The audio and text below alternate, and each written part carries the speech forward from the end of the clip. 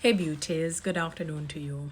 Beautiful people, I notice a trend that has been happening for a little while now, and sometimes you want to just ignore it, but we have to be very careful as stewards of this earthly body that God has given us because it is something that He will hold us accountable for. The book of Ezekiel talks about it greatly, that if you see somebody going down the wrong road and you don't say anything, the blood of that individual will be on your shoulder. I'm only paraphrasing it, and so on. So the Bible is very, very clear that when we see wrongs, we speak out against it. Even if you want to create some vitriol, say acrimonious things, and create some rancor and create a negative atmosphere, try to cause disunity and discord and create something that is not harmonious, among people, that is fine. As long as we do the will of God, we please God first. Everyone else come afterwards, and it depends too. Now, I noticed a trend. I was reminiscing on how when I was younger, and I know I'm not old, how men would be respectful of women, even women who were very sassy and feisty with their lips, with their mouths. They were very respectful. They were careful not to exasperate or be embitter or be rude and disrespectful and degrading. We know the songs from ever since. They have been plagued with degrading women. But in terms of having encounters, with men and women having encounters, and a woman may get off and go off on the man, he would never ever tell her about her anatomy. He would never ever tell her about her body parts that God has made. And I realize a trend where men who get involved with women sexually and things do not work out, they begin to talk about the smell of the woman's anatomy, publicize it, publicly humiliate and public shaming of the woman, and thinking that you will be getting stars in your crown when you leave this earthly world and your earthly vessel. You certainly will not be getting it.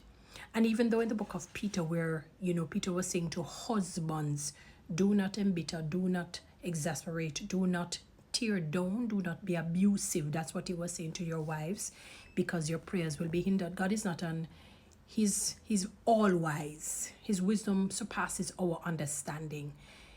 We are the vulnerable groups, women. So it doesn't matter if it's your wife or a friend, girlfriend, a stranger.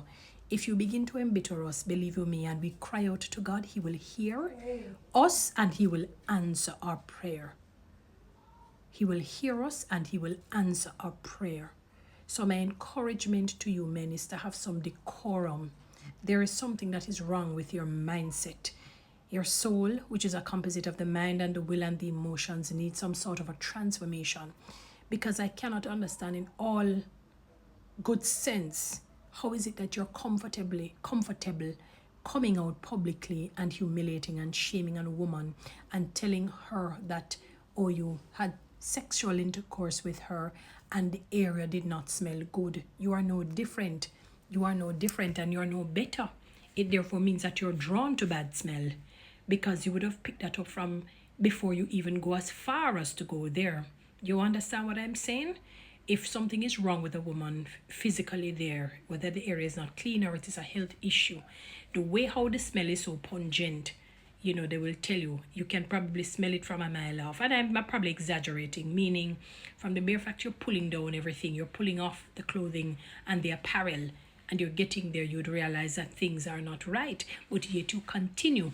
However, because things do not work out, you decide to go on a rampage and to humiliate and to embarrass the woman. You certainly will not be getting stars in your crowns. You are very lucky to know that God is not like man.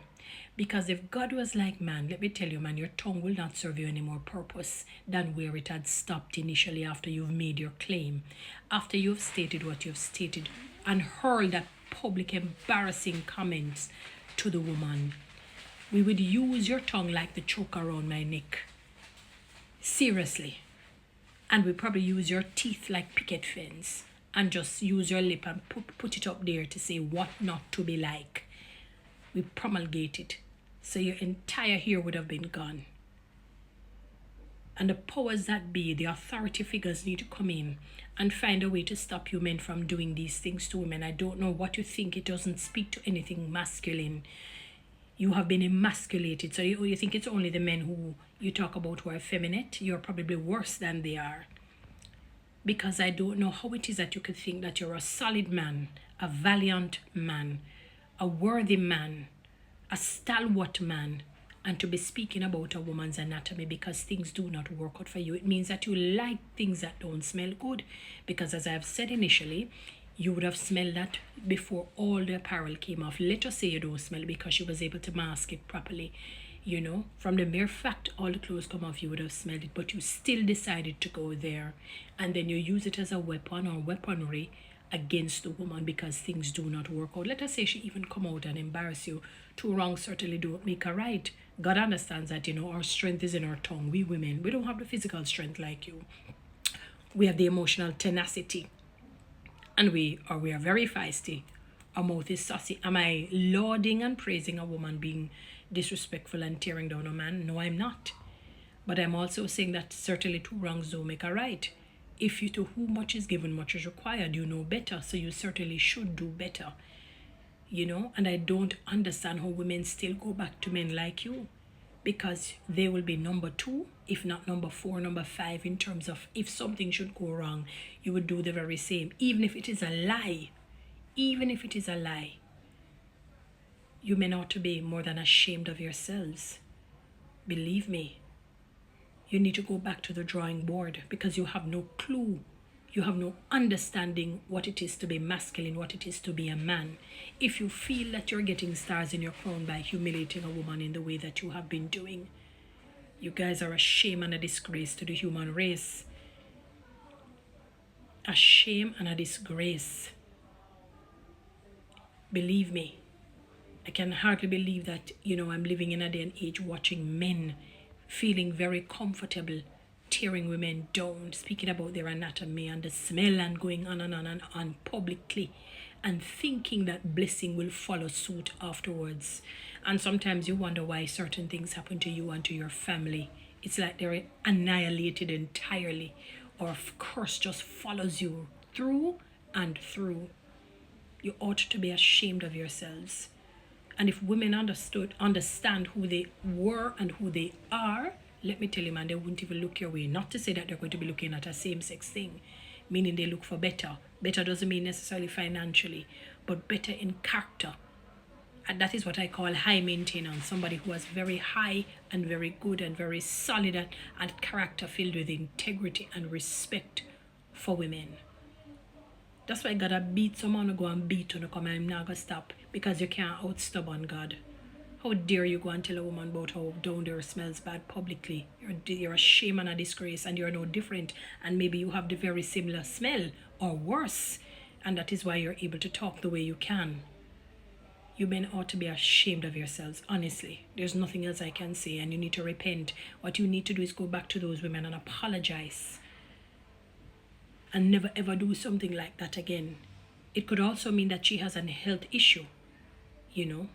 The doctors speak a lot about that, like people who you could see with bad breath and they have a bad odor and they try their best to do things. Things just don't work out for them. Sometimes they're so poor, they don't have the right, they don't even have water, they don't have this and the soap and the whatnot to take care of themselves the way they ought to.